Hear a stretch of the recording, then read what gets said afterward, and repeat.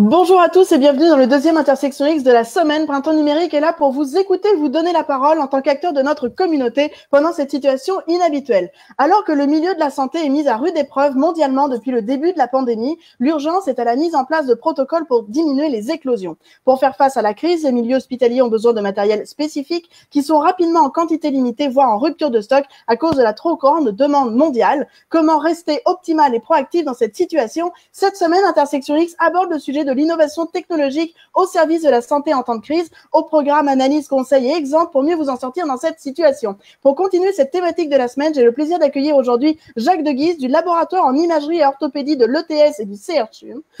Jacques détient un doctorat en génie biomédical de l'École Polytechnique de Montréal. Il est professeur titulaire au département de génie des systèmes de l'ETS et professeur associé au département de chirurgie de la faculté de médecine de l'Université de Montréal. Il est le directeur et fondateur du laboratoire de recherche en imagerie et orthopédie, un laboratoire accrédité de l'ETS et du centre de recherche du CHUM. Ses travaux de recherche portent sur l'imagerie et la modélisation morpho-fonctionnelle des structures biologiques, ainsi que sur le développement de méthodes d'intervention thérapeutique guidées par les images et les modèles. Jacques nous partagera alors son expérience, ses avis et conseils en cette période de crise. Bonjour Jacques, comment vas-tu aujourd'hui ? Bonjour, ça va très très bien. Merci pour l'invitation. Merci d'avoir accepté notre invitation. Avant d'entrer dans le vif du sujet qui est, je le rappelle, l'innovation technologique au service de la santé en temps de crise, j'aimerais peut-être que tu nous présentes davantage la mission du laboratoire, du LIO, de l'ETS et du CRCHUM pour les personnes qui ne sont pas forcément familières avec le domaine. Ben oui, avec plaisir. Notre laboratoire, c'est assez exceptionnel, c'est un privilège. Nous, c'est un laboratoire. Moi, je suis professeur à l'École de technologie supérieure, là, qui est une école d'ingénieurs du réseau d'universités du Québec. Et notre laboratoire a le privilège, depuis plus de 20 ans maintenant, d'avoir ses activités extramuros, donc à l'extérieur de l'école, mais dans un centre hospitalier universitaire. Nos principales activités sont au centre de recherche du CHUM, du centre hospitalier de l'Université de Montréal, mais on a aussi des activités à l'hôpital Sacré-Cœur de Montréal, qui fait partie du CIUS du nord de l'île de Montréal, et aussi des collaborations importantes avec l'hôpital Sainte-Justine, donc le CHU, le CHU Sainte-Justine, et aussi l'hôpital Maisonneuve-Rosemont.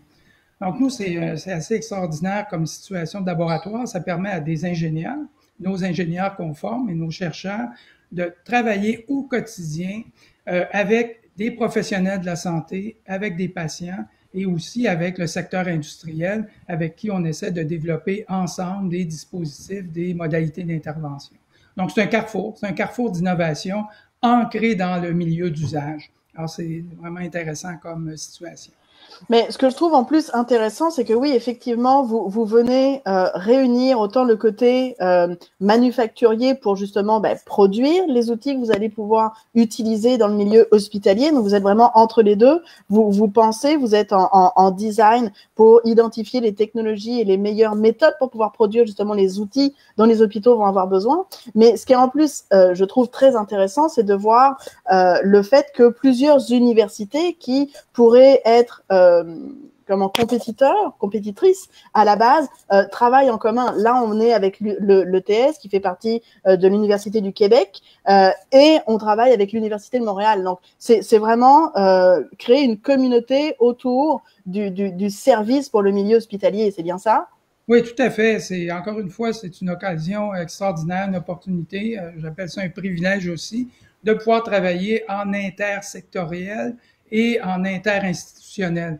Donc, les murs tombent et on travaille ensemble avec nos savoir-faire, nos compétences, nos expériences et on travaille ensemble à essayer de régler, de répondre à des besoins, nous, dans notre domaine, dans le domaine des technologies de la santé, des dispositifs et des modalités d'intervention. Quand tu parles justement de dispositifs et modalités d'intervention, pour ceux qui ne sont pas encore une fois issus du domaine, on pourrait avoir quel type d'exemple pour que ça soit peut-être plus concret pour les gens qui nous écoutent? Moi, je travaille en imagerie médicale principalement, donc on travaille à développer, à développer des nouvelles modalités d'imagerie. On pense au scanner, on pense à l'imagerie par résonance magnétique. Nous, on a développé une nouvelle technologie de radiographie, 2 vues, et on va chercher la 3D avec ces 2 vues-là. On peut travailler aussi en études biomécaniques. On a développé des technologies pour aller chercher la signature du mouvement, par exemple, du genou, pour faire des études quantitatives des problématiques associées à l'arthrose, associées à des traumatismes. On regarde les déformations de la colonne vertébrale et on essaie de mesurer et de conseiller, puis ensuite d'aider au diagnostic. Donc, en développant des technologies, encore une fois, avec les spécialistes de la santé, avec qui on développe les questions et surtout on développe les solutions. Donc là, je vais rentrer davantage dans le cœur du sujet. On est là pour parler justement de l'adaptation de la technologie au service de la santé dans cette crise planétaire qu'on est en train de vivre. Quel impact concret la COVID-19 a eu sur les opérations de recherche et sur vos activités habituelles au laboratoire? Bon, d'abord, concernant les activités habituelles, bon, le thème, je pense, de notre rencontre, c'est le numérique. Et nous, nos activités de recherche, en grande partie, sont autour des technologies de l'information, des technologies informatiques. Et dans ce contexte-là, on peut dire qu'une grande partie de nos travaux n'ont pas vraiment été nécessairement affectés par le contexte, parce qu'on peut travailler en télétravail, justement, pour plusieurs. C'est sûr que dans certains laboratoires de notre groupe de recherche, où on s'intéresse au développement de nouveaux biomatériaux, par exemple, où on a besoin d'avoir accès à des patients pour valider des technologies, ben là, c'est sûr que ça va être la COVID-19 et la distanciation nous a retardé, entre guillemets, dans certains contextes, parce que, comme dans toutes les universités au Québec et même dans le monde, on a ralenti certains projets. On en profite pour regarder encore de plus près la littérature, raffiner nos raisonnements méthodologiques et de façon progressive. Maintenant, ben, il y a une reprise, hein, on le sait, il y a une reprise progressive et sécuritaire dans nos centres de recherche. Donc, on commence à revenir dans nos laboratoires en favorisant le télétravail. Et encore une fois, pour nous spécifiquement, ben, ça n'a pas été trop dommageable, sauf pour ceux qui ont travaillé avec des cellules vivantes, avec des organismes et ceux qui travaillent avec des patients. Mais on revient tranquillement, là, on l'espère, là, de façon sécuritaire. Certainement. Donc là, dans votre méthode de travail, ce que j'entends, c'est qu'il y a beaucoup d'utilisation des technologies de l'information, donc effectivement qui permettent de travailler à distance et de ne pas avoir été tant impacté par la crise. Mais quand on passe en phase de production, est-ce qu'il y a eu justement un impact, une pause, des délais supplémentaires, comme vous êtes justement un carrefour avec aussi les manufacturiers pour pouvoir produire certains outils que vous êtes en train de développer? Est-ce que là, il y a un délai qui se met en place à cause de la crise et pour le coup, il faut réussir à anticiper les choses encore plus rapidement pour venir diminuer le plus possible ces délais-là? Ouais, dans le contexte, nous, on a la chance d'avoir des équipes de recherche et j'ai le privilège d'avoir des assistants de recherche extraordinaires qui ont pris la relève au quotidien des travaux qui étaient déjà en cours. Mais dans le contexte de la COVID-19, où on a eu des demandes spécifiques là, de nos centres hospitaliers comme le CHUM pour faire face aux pénuries temporaires, comme vous le disiez en introduction, en équipement de protection individuelle, ben là, on a fait appel à nos équipes pour produire certains équipements. Par exemple, là, des visières de protection, des adaptateurs pour des masques respiratoires, des écouvillons pour faire les tests de diagnostic de la COVID-19, des dispositifs pour améliorer l'étanchéité des masques de procédure. On nous a demandé aussi de réfléchir à comment on pouvait aider nos dentistes et les personnes qui font des chirurgies bucco-dentaires, comment on pouvait développer des écrans de protection anti-aérosol pour assurer une meilleure sécurité des patients, des laryngoscopes pour l'instrumentation, l'intubation des patients. Donc, un ensemble de produits, de dispositifs qui existaient, mais qui sont en pénurie actuellement ou qui peuvent devenir en pénurie. Alors là, on va chercher nos facilités de laboratoire, de production, entre autres, et à l'ETS, mais aussi au CHUM. Au CHUM, on a un carrefour de l'impression 3D en santé qui a des imprimantes 3D. On en a plusieurs aussi à l'ETS. Puis on a développé rapidement un réseau de 150 personnes qui, au quotidien, ont imprimé, par exemple, des visières de protection et qui ont pu être distribuées. On a plus de 12 000 visières qui ont été produites comme ça. Donc ça là, c'est un exemple vraiment très intéressant. Si on peut prendre cet exemple-là des visières, où c'est quand même un chiffre assez impressionnant, comment ça fonctionne? C'est-à-dire qu'à partir du moment où le besoin est identifié par le centre hospitalier ou par différents centres hospitaliers, que la demande vous est fournie, comment ça se passe de votre côté, de manière à pouvoir essayer de répondre le mieux possible, le plus rapidement possible à cette demande-là? Quelles sont les différentes étapes à travers lesquelles vous pouvez passer? Quel type de technologie vous utilisez? Là, tu parlais justement d'impression 3D, mais dans l'ensemble, quelles sont les différentes grandes étapes pour pouvoir réussir à faire ça au-delà de l'impression 3D, peut-être des prototypages ou autres? Ben nous, d'abord, on avait la chance d'être déjà en milieu hospitalier, donc on se connaissait. Donc, la demande est venue rapidement, par exemple, des physiciens du service de radio-oncologie qui sont responsables du centre d'impression 3D. Et aujourd'hui, on est en sciences ouvertes, on est en innovation ouverte, donc on est open source.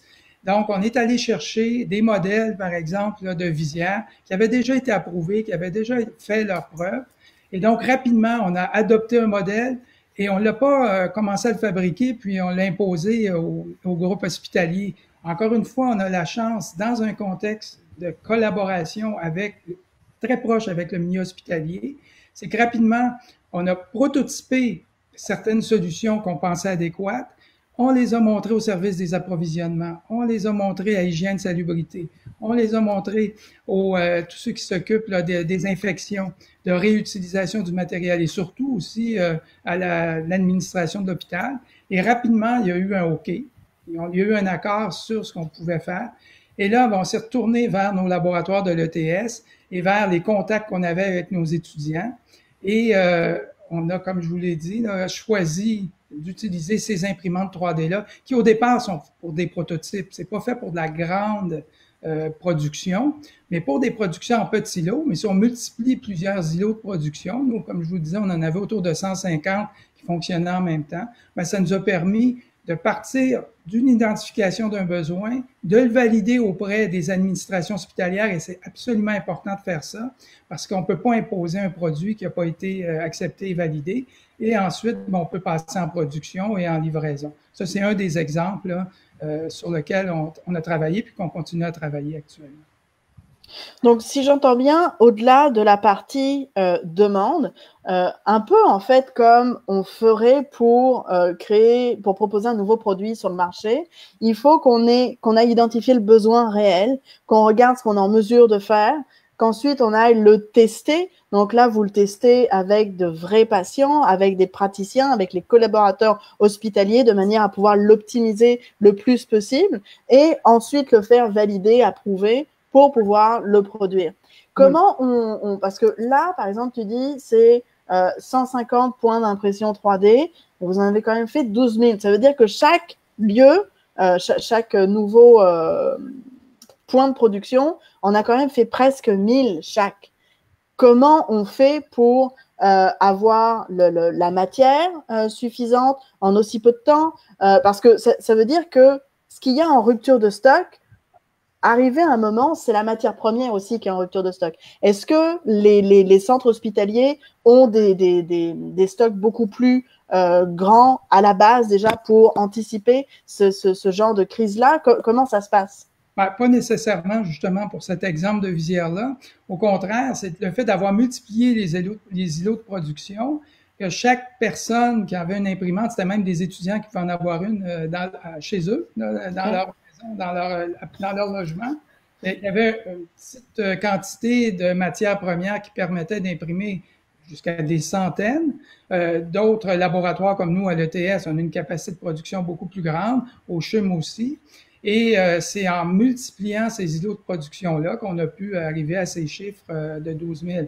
Mais encore une fois, là, on est en train de travailler avec des entreprises qui, elles, sont prêtes à réaliser des beaucoup plus grands lots en plasturgie, par exemple. Donc, l'impression 3D, ça servit de façon très agile pour répondre à un besoin en urgence. Évidemment, à notre avis, c'est pas la façon de produire, en tout cas pour le moment. Mais peut-être qu'on va s'apercevoir qu'en travaillant de cette façon-là, on peut être très agile pour pouvoir répondre à des besoins spécifiques, faire les développements en répondant à ces besoins-là, et puis ça peut être une innovation, on peut y revenir un peu plus tard dans la conversation, et répondre à un besoin. C'est un peu comme ça qu'on a essayé de faire pour toute la liste là, des projets. Il y a un autre exemple, là, les fameux écouvillons pour faire les tests diagnostiques. Donc, les écouvillons, est-ce que c'est cette espèce de grand coton-tige, entre guillemets, coton-tige qu'on met dans le nez pour pouvoir faire les tests? Est-ce que c'est ça? C'est bien ça, on va jusqu'à assez loin, là, c'est pas tout à fait confortable. On va prélever un échantillon qui peut ensuite être analysé. Et on nous dit qu'on nous manque, même le scientifique en chef du Québec, Rémi Quirillon, nous a contactés pour nous dire qu'il y avait éventuellement un besoin, même au niveau provincial, sinon fédéral.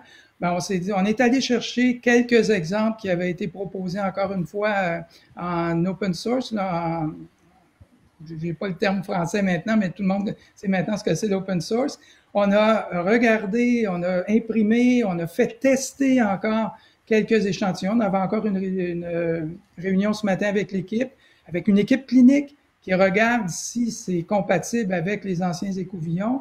On fait des tests aussi si la stérilisation fonctionne. Il faut être sûr que vous savez qu'on a reçu de ces écouvillons qui venaient d'un autre pays que je nommerai pas, j'ai pas besoin de le nommer, mais qui étaient couverts de champignons, qui étaient inutilisables.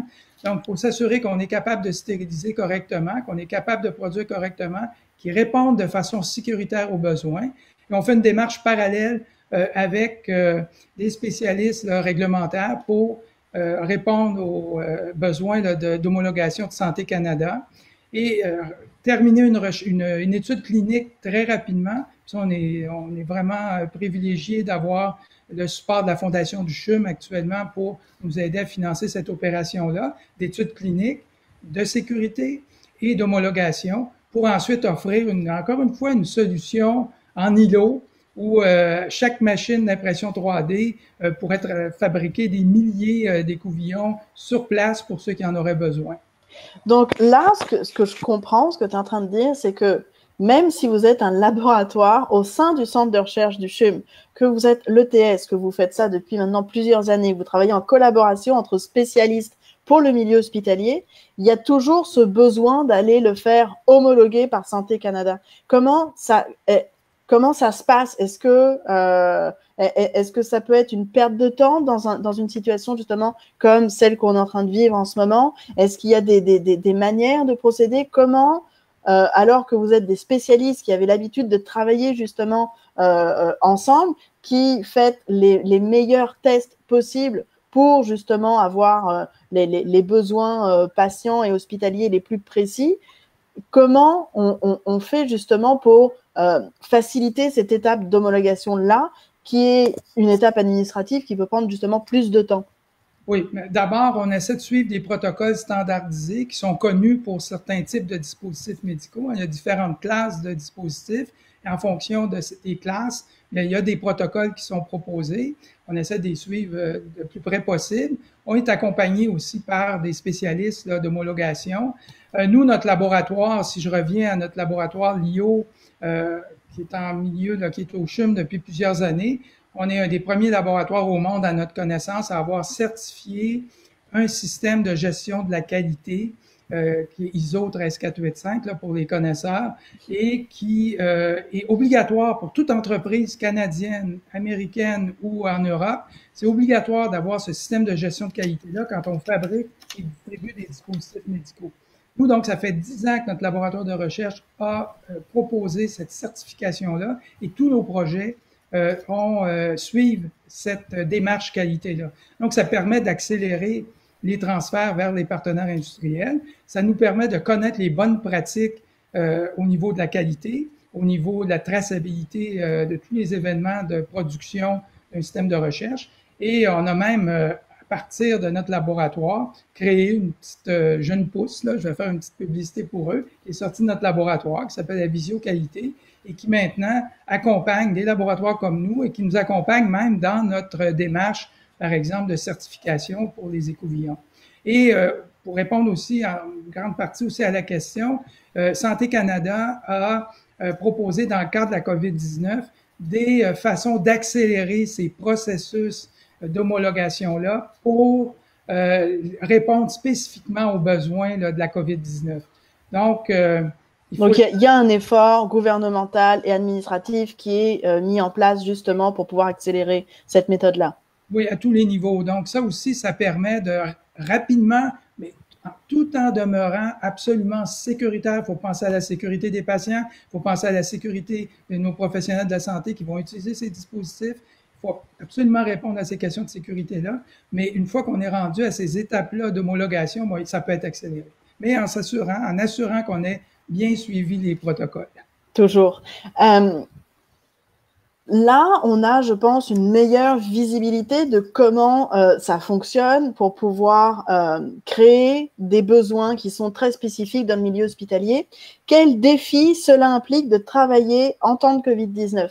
Est-ce qu'il y a des ajustements à faire? Est-ce que c'est plus difficile qu'en temps normal? Tu parlais justement d'innovation, donc c'est sûr qu'il y a toute une démarche d'innovation qui existe depuis maintenant plusieurs années au sein de ce laboratoire-là. Comment on fait pour rester autant peut-être créatif, innovant, sachant qu'on est en période de crise?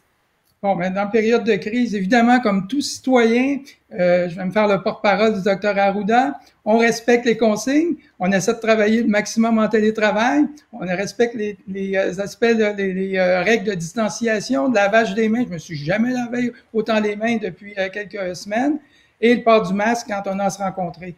Donc, ce qui est assez extraordinaire, et on le voit là actuellement, même maintenant, c'est que les plateformes de télétravail facilitent énormément tout ce qui est travail de planification, tout ce qui est travail de communication, et ça, comme on peut le dire aussi, on évite les transports en commun, les déplacements vers les lieux de rencontre. Ça permet d'optimiser l'ensemble des travaux. Et lorsque c'est essentiel, et ça le devient régulièrement, de se rencontrer, ce qu'on appelle aujourd'hui en présentiel, donc d'être sur site pour fabriquer, évidemment. On a besoin de fabriquer avec nos imprimantes 3D, par exemple. On a besoin de valider en laboratoire, on a besoin de valider en milieu réel de soins. Mais ça nous permet de planifier de façon vraiment optimale ces rencontres-là. Quand on arrive, on est prêt, on fait ce qu'on a à faire en respectant les règles sanitaires et on est capable d'y arriver et peut-être même plus rapidement parce qu'on est obligé de réfléchir encore plus à ces questions d'optimisation du temps et de l'espace de travail. Je vais inviter les gens qui nous regardent aujourd'hui. Si jamais vous avez des questions pour Jacques, soyez pas timides. On est là justement pour pouvoir discuter ensemble et échanger sur des sujets, des points de vue qu'on partage tous ensemble. Donc, ce que je comprends par rapport à ce que tu viens de dire, c'est que tout ce qui va être innovation, idéation, planification, tout ce qui est pré-production, concrètement, on est en mesure de le faire en télétravail. Donc là, la COVID n'a pas tant d'impact. Au contraire, en fait, vu qu'on est à l'extérieur, on va vraiment se tenir à faire ces choses-là le plus précis et le plus rapidement possible. D'un point de vue production, en conservant justement les gestes barrières et les mesures de sécurité, est-ce qu'il y a une diminution quand même de la production ou est-ce que malgré ça, on a justement tout le dispositif nécessaire pour pouvoir produire suffisamment et dans les meilleurs délais? Dans notre cas personnel, encore une fois, c'est des productions en petits lots, puis c'est des preuves de concept, c'est des prototypes souvent. Pour nous, je ne sais pas si mes collègues vont être parfaitement d'accord avec moi, mais je dirais qu'il n'y a pas eu trop d'influence. C'est sûr qu'il y en a une, parce qu'il faut rapidement changer les méthodes de travail, mais on a montré qu'on pouvait être très agile. On pouvait justement répondre à ces besoins-là, puis utiliser des technologies de communication pour pouvoir justement optimiser ces processus-là. C'est sûr qu'il faut être sur site. On a nos physiciens là, au centre d'impression 3D, au carrefour d'impression 3D du CHUM, qui vont sur les lieux, qui préparent la matière première, qui préparent les premiers prototypes, qui les nettoient et qui les testent. Mais c'est une personne qui va avoir à se déplacer, 2 personnes, et tous les autres rencontres, toutes les autres décisions vont pouvoir se prendre à distance. Après ça, ben, quand ça va être le temps d'aller faire les tests cliniques, ben là, il va falloir développer, proposer les approches qui vont être nécessaires justement dans ce contexte-là. Mais en tout cas, pour le moment, il a fallu s'adapter, c'est sûr, mais ça a été dans notre cas assez rapide. On a démontré une belle agilité du travail là, des ingénieurs, des professionnels de la santé. Encore une fois, on avait le privilège de se connaître et d'avoir déjà appris à travailler ensemble et en respectant nos différentes vues, nos différents savoirs, nos différentes expériences. L'avantage justement que je vois là par rapport à ce que tu es en train de nous partager sur l'agilité, c'est que il faut effectivement éclaircir le fait que ce à quoi vous répondez, c'est des demandes qui viennent vraiment, désolé pour l'anglicisme, mais qui viennent comme patcher véritablement un manque qu'il y a à un moment très précis, à un moment donné, avant de passer une commande plus large à un manufacturier. Oui, mais... Là où c'est justement intéressant, c'est que en temps normal, peut-être que on identifierait tel besoin, telle mesure, tel gabarit, etc. On passe la commande, on a une énorme batch qui arrive et finalement, on se rend compte que malheureusement, c'était pas forcément la bonne chose. Là, en étant justement en période de crise, on est en test, prototypage de certains éléments qu'on améliore, qu'on optimise le plus possible, au fur et à mesure aussi qu'on en découvre davantage sur ce virus-là. Donc, ça permet de venir mettre au point un prototype le plus précis et adéquat possible avant de passer cette plus grande commande auprès des manufacturiers. Est-ce que... Oui, mais tu sais que ça fait partie de toute façon de notre façon de travailler. Encore une fois, tout près du milieu d'usage, nous, les questions qui nous viennent du secteur de la santé ou des entreprises, ben, comme évidemment on est des universitaires, on va s'assurer que les problèmes qui nous sont posés nous permettent de contribuer à notre mission première, qui est la formation de personnel hautement qualifié et la contribution aux nouveaux savoirs. Il faut s'assurer de ça. Mais une fois qu'on s'est assuré qu'on va pouvoir être innovant, ben, on va travailler de cette façon agile-là avec l'ensemble des intervenants. C'est le fameux laboratoire vivant là, que j'ai déjà évoqué. Donc, on travaille avec tous les acteurs de l'innovation, avec ces différentes étapes de prototype, test, validation. OK, ça va. Oh, il faudrait modifier un point qu'on n'avait pas prévu, mais on est en discours constant, on est en communication constante avec le milieu d'usage. Et de plus en plus, on a le privilège d'intégrer des patients quand c'est le contexte. Vous savez qu'à Montréal, on a un centre là, qui s'appelle le Centre d'excellence pour les partenariats avec les patients et le public, qui est unique et qui maintenant est devenu un modèle au niveau mondial. Et donc, d'intégrer les patients. Nous, on a des savoirs scientifiques, cliniques, industriels, techniques. Les patients arrivent avec leur savoir expérientiel de la maladie, du système de santé. C'est en combinant tous ces efforts-là qu'on fait de toute façon. Mais le fait de le faire ensemble dès la genèse du projet, ben, ça nous permet d'être agile et de s'ajuster rapidement, avec l'ensemble, encore une fois, des acteurs. C'est vraiment intéressant comme discours dans le sens où on pouvait lire ce matin dans la presse, je sais plus dans quel journal, mais que il y avait effectivement un manque de technologie dans les milieux hospitaliers et de la santé. On se rend compte que avec le CHUM, c'est quand même pas le cas. Il y a une direction de l'innovation qui existe, il y a un centre de recherche qui est là avec de la technologie appliquée que vous développez depuis plusieurs années.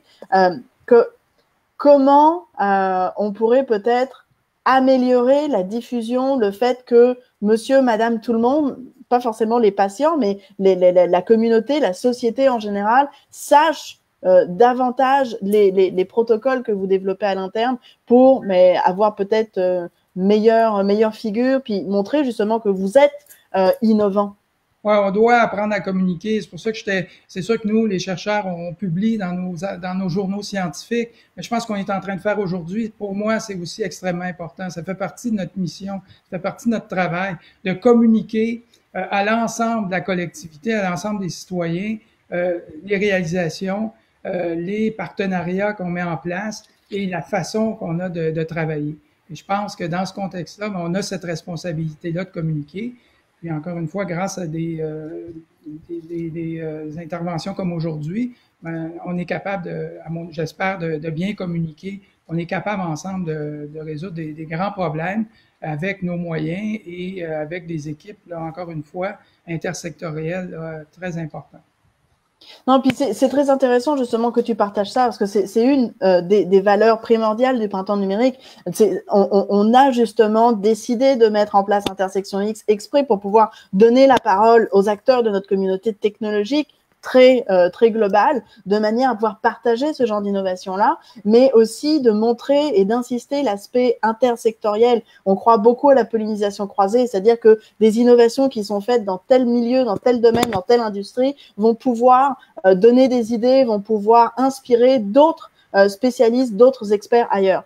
On a une question de Claude qui tombe à pic parce qu'elle m'emmène directement sur ce que je voulais te poser comme question par la suite. Après avoir vécu et continué de le vivre, qu'est-ce qu'on doit mettre en place pour être mieux préparé pour la prochaine pandémie? Donc, je vais l'adapter un petit peu, cette question-là, dans le sens où on a certains spécialistes qui s'attendent à une deuxième vague. Est-ce que il y a des choses à mettre en place pour se préparer soit à cette deuxième, troisième X vague, soit à une prochaine pandémie? Est-ce que il y a des choses justement à mettre en place par rapport à ça? Bon, on souhaite à personne une seconde pandémie, mais effectivement, il y a plusieurs spécialistes qui nous disent qu'il va peut-être avoir une deuxième phase dans la pandémie actuelle, puis qu'il y en aura certainement d'autres dans le futur. Je pense que pour nous, là, pour notre groupe, je vais parler d'abord au micro, puis après ça, on ira vers un peu plus large. Je pense que nous, on a démontré notre agilité. Déjà, même dans la phase actuelle, on va être encore mieux préparé pour une éventuelle seconde phase. Puis notre réseau, il est solide. Je répète encore, je l'ai dit souvent, il est agile et il y a une adhésion absolument extraordinaire à tous ceux à qui on en parle puis qui ont envie d'embarquer avec nous. Donc, je pense que nous, personnellement, on est prêts et on va espérer que ça n'arrivera pas pour une deuxième phase. C'est sûr que si ça arrive, encore une fois, ce qu'il faut apprendre, c'est apprendre à travailler ensemble, apprendre à travailler en intersectorialité. Puis je répéterai jamais assez souvent que l'approche laboratoire vivant, c'est une garantie du fait qu'on est capable de répondre de façon ensemble avec nos différents savoirs expérientiels à ces problèmes-là. Si on regarde le problème d'aujourd'hui, les problèmes d'approvisionnement, que ce soit pour le Québec ou le Canada, problèmes d'approvisionnement en équipement de protection individuelle, qu'on pense aux visières, aux masques, aux respirateurs. Je pense qu'on a une réflexion à avoir rapidement au niveau québécois, au niveau local. Comment on peut développer, c'est absolument, il y a des problèmes où on peut être absolument innovant dans ce contexte-là. Aujourd'hui, on utilise une seule fois. C'est des visières, c'est des masques qu'on va utiliser une fois puis qu'on va jeter. Il faut absolument penser à des nouveaux textiles, des nouveaux matériaux, des nouvelles façons de nettoyer, de désinfecter, penser à des tissus intelligents, des biomatériaux, des processus là, de prototypage rapide comme on utilise ces jours-ci pour donner au Québec, au Canada, une indépendance vis-à-vis ces approvisionnements-là en créant des blouses réutilisables, des masques. Hein, ma maman était infirmière, moi, et j'ai toujours vu revenir à la maison et nettoyer ces masques qu'elle utilisait. Elle les jetait pas, elle les nettoyait. Pourquoi on revient pas à des matériaux qui sont facilement nettoyables et qui montrent une intelligence? Il faut tout redévelopper, une économie circulaire autour de la réutilisation de ces produits-là et c'est des occasions d'innover qui sont extraordinaires. Alors, je pense que on pourra faire face à une nouvelle crise en adaptant aussi nos façons de faire de façon locale. Et encore une fois, il y a une économie qui peut en profiter ici même. Est-ce que avec justement puis j'espère, hein, là je fais une petite parenthèse, mais j'espère qu'il y a des entrepreneurs en herbe ou qui ont envie de se lancer, qui sont en train d'écouter aujourd'hui ou qui vont réécouter cette vidéo-là, parce que tu viens d'identifier énormément de besoins où il y a beaucoup d'entreprises aujourd'hui des startups qui pourraient développer justement ces produits-là, ces innovations-là. Est-ce que avec le fait de s'attendre à une deuxième vague ou peut-être troisième et X vague, il y a déjà peut-être des demandes qui ont été faites par les centres hospitaliers pour anticiper cette vague-là, plutôt que d'être dans justement l'aspect très réactif, être plus en mode proactif pour les prochaines phases de la pandémie. Ben, c'est sûr que nous, on est très près là, des services d'approvisionnement, là, des hôpitaux puis des directions générales. On est à leur écoute. Et on espère, oui, qu'on est en train de réfléchir à ces aspects-là. Il va falloir les produire localement si on n'en reçoit pas. Encore une fois, ce matin, on nous annonçait qu'on avait perdu une centaine de milliers de masques là, à l'aéroport de Toronto. Encore une fois, il va falloir le faire localement. Puis je pense qu'on a démontré qu'on était capable de le faire et qu'on est capable de mobiliser des réseaux citoyens aussi. Et quand on parle de citoyens, c'est des entreprises citoyennes, c'est des citoyens comme en individus comme vous et moi, mais aussi des entreprises citoyennes et qui vont développer des façons agiles de répondre à ces besoins locaux-là, puis de garder le dialogue entre nos décideurs, entre le milieu récepteur, le milieu qui en a besoin, et le milieu d'innovation qui est représenté par les universités, par nos écoles d'ingénieurs. Donc, je pense qu'on est en mesure de répondre, qu'on est encore une fois en mesure de prouver qu'on est capable de se mobiliser rapidement. Maintenant, j'aimerais davantage poser la question aux professionnels et chercheurs d'expérience que tu es. Quels conseils tu pourrais nous partager pour garder le cap ou surmonter cette crise, aussi nous préparer au post-Covid? Tu disais justement que vous travaillez en équipe, vous êtes des équipes multisectorielles, donc avec des habitudes de travail qui peuvent être différentes. Quel procédé ou quelle nouvelle routine peut-être de travail on pourrait mettre en place? Qu'est-ce que tu nous conseillerais, notamment avec l'aspect télétravail aussi? Donc là, il y a un certain débordement peut-être entre travail et vie à la maison. Quel conseil tu pourrais nous partager? Ben, au risque de me répéter, c'est d'apprendre à travailler ensemble, c'est de sortir de nos zones de confort, qui sont nos laboratoires à l'université, par exemple. Nous, on a eu le privilège, ça fait 20 ans, c'est pas quelque chose de nouveau, ça fait 20 ans que notre laboratoire d'ingénieurs est sur site hospitalier universitaire. Donc, c'est de sortir de nos zones de confort, d'apprendre à travailler avec d'autres professionnels, avec d'autres experts, intégrer les savoirs, comme je le disais tantôt, des patients qui ont un savoir expérientiel extraordinaire, apprendre à s'écouter, apprendre à travailler ensemble. Et encore une fois, c'est cette formule-là de laboratoire vivant où dès la genèse d'un projet, on travaille ensemble pour assurer qu'on réponde aux besoins de l'ensemble des acteurs de l'innovation. Moi, ça serait mon principal conseil à donner là, une expérience qu'on a le privilège de vivre là, depuis maintenant quelques années. On a une question très intéressante de Karim. Merci beaucoup pour cette question. Est-ce que vous avez des exemples de pollinisation croisée, intersection, un projet où vos productions ont été utilisées dans un autre secteur que le médical ou inversement, l'usage d'un input d'un autre secteur dans vos prototypes médicaux? Bon, c'est une très bonne question. C'est sûr que moi, je travaille en dispositifs médicaux, donc souvent les besoins viennent de nos secteurs, mais qu'on pense à l'informatique, qu'on pense aux technologies de l'information, qu'on pense à la fameuse intelligence artificielle maintenant qu'on utilise tous les jours, aux modèles prédictifs, c'est utilisé en météo, c'est utilisé, bon, on espère qu'en météo, ça va toujours s'améliorer, mais on utilise des outils statistiques en épidémiologie, on utilise des outils de fabrication, on utilise des automatismes, des robots qui, par exemple, les robots qui peuvent aider à des chirurgies qui sont très délicates, ben, ça vient du domaine là, de l'aéronautique et de l'automobile. Donc oui, je dis souvent que le secteur de la santé, c'est un domaine d'application des arts et des sciences. Donc, je pense que je viens de donner quelques exemples dans ce contexte-là. Évidemment, nous, on travaille en imagerie médicale, en simulation, en réalité virtuelle. Donc, ça vient du domaine des arts, ça vient du domaine des technologies. On les applique à la santé. Mais évidemment, ce qu'on développe dans le secteur de santé, ben, ça peut repolliniser, pour utiliser votre expression, vers d'autres domaines, vers le domaine des arts, vers les domaines de l'industrie, vers les domaines domestiques. Donc, et c'est encore une fois en travaillant ensemble, toutes ces expertises-là qu'on croise qui permettent de répondre à des besoins, puis ensuite de les distribuer là, dans l'ensemble des secteurs.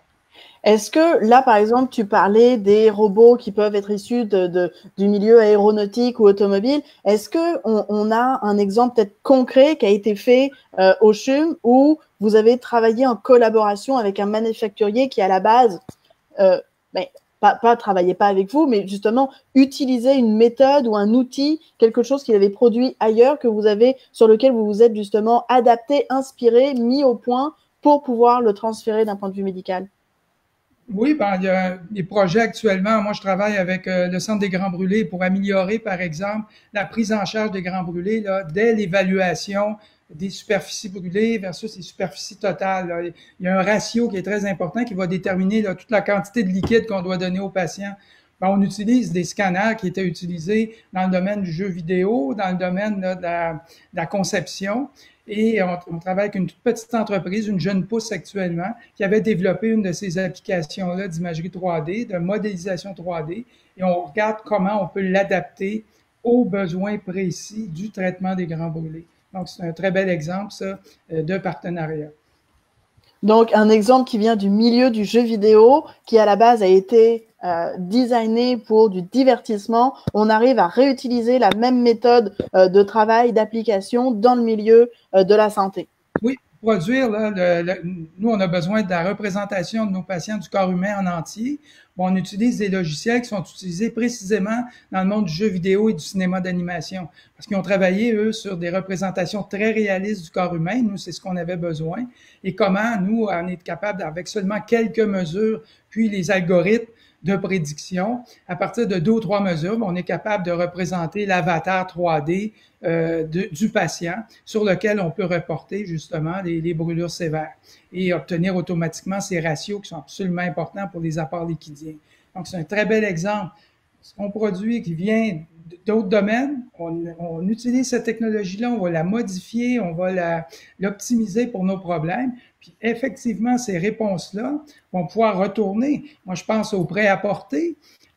Si on envoie 3 mesures seulement, on n'a pas besoin de 19 mesures, et j'ai votre avatar 3D complet qui vous représente, ben, ça pourrait servir les industries de la mode, par exemple, ou d'autres entreprises qui en auraient besoin. C'est un tout petit exemple. On travaille en imagerie médicale, on utilise des techniques de stéréophotogrammétrie. Stéréophotogrammétrie, c'est utilisé depuis toujours par les géographes pour aller chercher, faire de la cartographie. Nous, on les utilise à partir de 2 vues. On va utiliser ces techniques de stéréophotogrammétrie pour aller chercher la 3D, donc l'information 3D du squelette humain à partir de seulement 2 vues. C'est un très bel exemple aussi de technologies qui viennent de l'extérieur du monde de la médecine, qui sont appliquées au monde de la médecine, puis ensuite qui peuvent être redéployées dans d'autres contextes.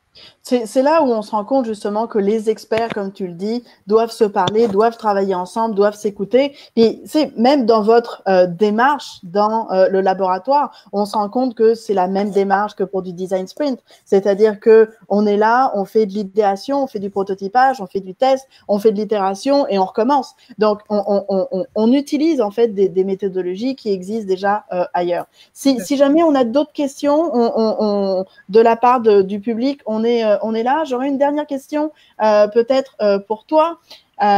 Pour terminer sur une note un peu plus positive, puis sortir de cette ambiance des fois hospitalière qui peut être un peu lourde pour certaines personnes. Selon Jacques de Guise, le chercheur, mais surtout l'humain, de quoi demain sera fait, ou peut-être de quoi tu aimerais que demain soit fait, que ce soit dans le milieu de la santé, de la technologie ou de la société en général? Écoute, toute l'expérience qu'on est en train de vivre, on découvre ou on redécouvre toutes les qualités d'altruisme, de générosité, de reconnaissance et de respect des idées de l'autre, d'écoute de l'autre.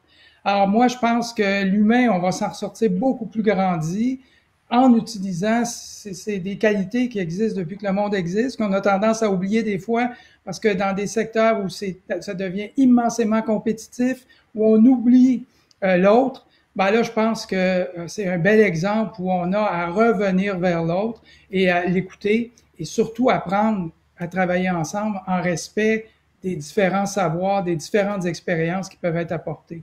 On est tous des experts dans notre domaine avec notre savoir expérientiel.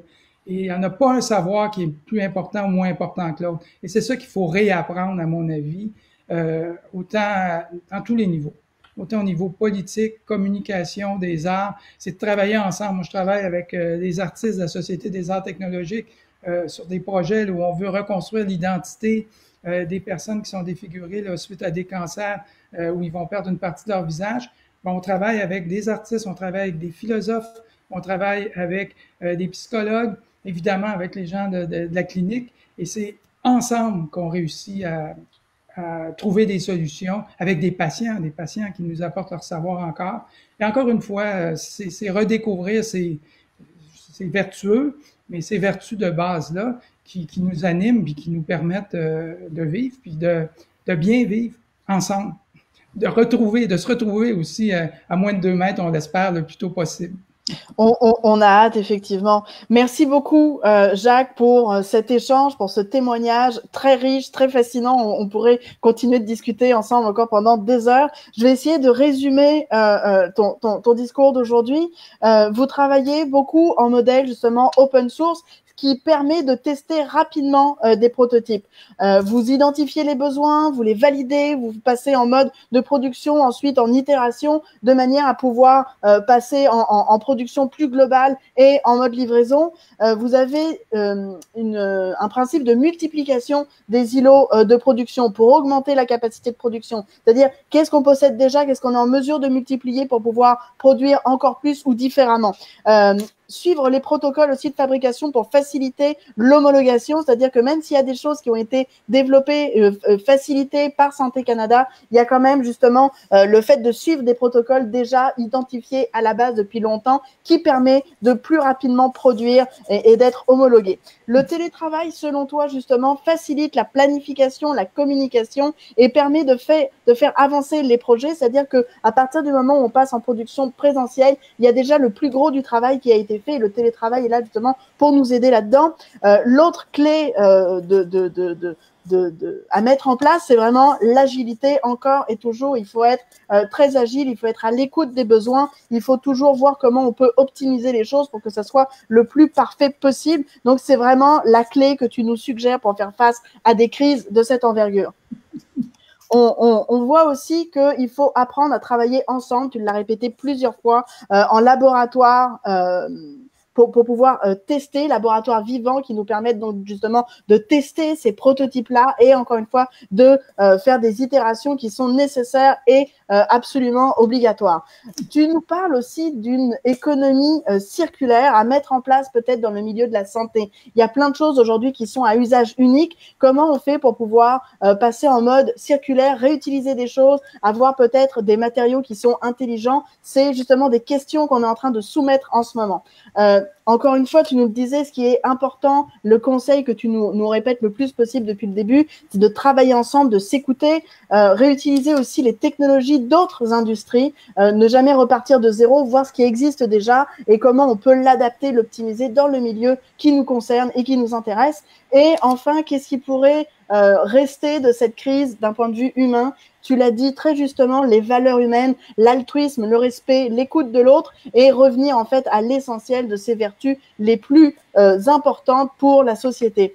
Merci encore pour ce partage. Intersection X n'est pas fini. Printemps numérique reste là pour vous écouter, vous donner la parole en tant qu'acteur de notre communauté avec une nouvelle formule. Comme d'habitude, au programme des réactions, des conseils, des exemples sur la place de la technologie dans notre société. Je vous donne rendez-vous très prochainement. Restez à l'affût sur nos réseaux sociaux pour en savoir plus. D'ici là, n'hésitez pas à nous écrire pour nous poser vos questions, avis, suggestions de thématiques ou de sujets qui vous intéressent. Prenez soin de vous et profitez du soleil quand il y en a, c'est important pour le moral, surtout en ce moment. Je vous souhaite une excellente fin de journée. Je vous dis à très bientôt. Merci beaucoup, Jacques, encore pour ce partage. Bye bye tout le monde. Bye, quelle belle expérience.